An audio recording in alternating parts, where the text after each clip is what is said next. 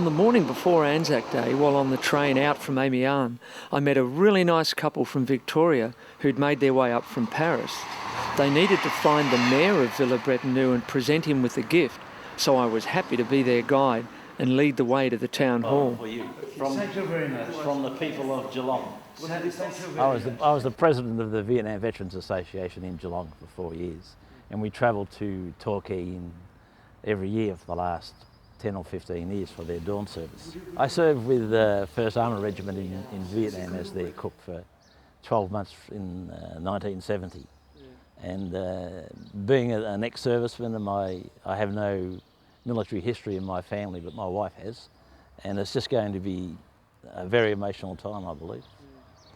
I was reading about Villers Bretonneux in the paper last Saturday, and it was really emotional. I mean, the amount of people who were killed was just, whole towns just blown away, you know, the number of people. And I think it'll be a really emotional time. So,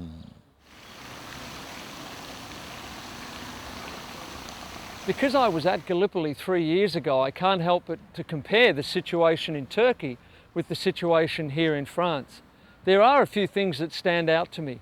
Number one, see this park?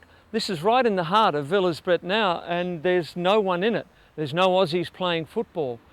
I remember at Gallipoli, within a 10-kilometre radius of the peninsula, you couldn't move for Australians, busloads of them everywhere. And the Aussies that I do bump into here, I would have to say the average age is probably well above 40. Whereas over in Gallipoli, nearly everywhere you turn, the average age seemed to be well under the 40 mark, which kind of means I'm probably not expecting to see Mexican waves at the ceremony, but hey, we'll see.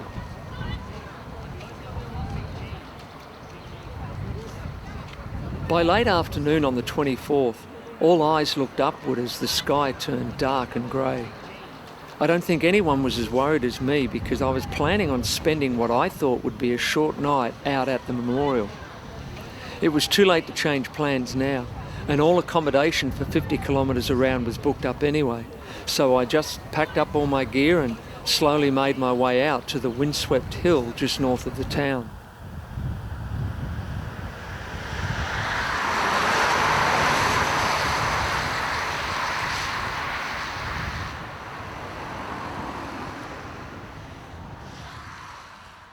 Perhaps it's indicative of the Australian way that it took 10 years after we built the school that we finally built this memorial here. We were actually the last country to erect its national memorial on the French soil. But perhaps that's our thing. We wanted to help the town practically get back on its feet through the school first. But because it was 1938, they actually believed that half the digger force had already died from World War I.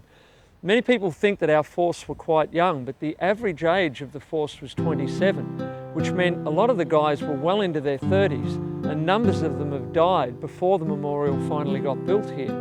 And then in 1938 it was finished, but a year later the Second World War broke out and fighting occurred in the same place.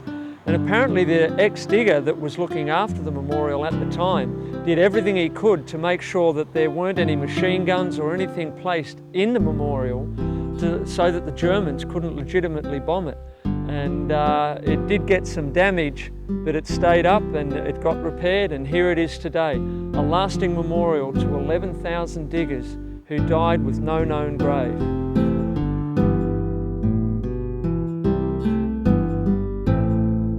On arriving at the memorial, I discovered my plan was flawed. This was not going to be like Gallipoli, where thousands of us gathered and huddled together through the freezing night. The memorial itself was out of bounds until 4 a.m, but thankfully I was granted permission to spend the night on the stone floor in one of the guardhouses at the entrance.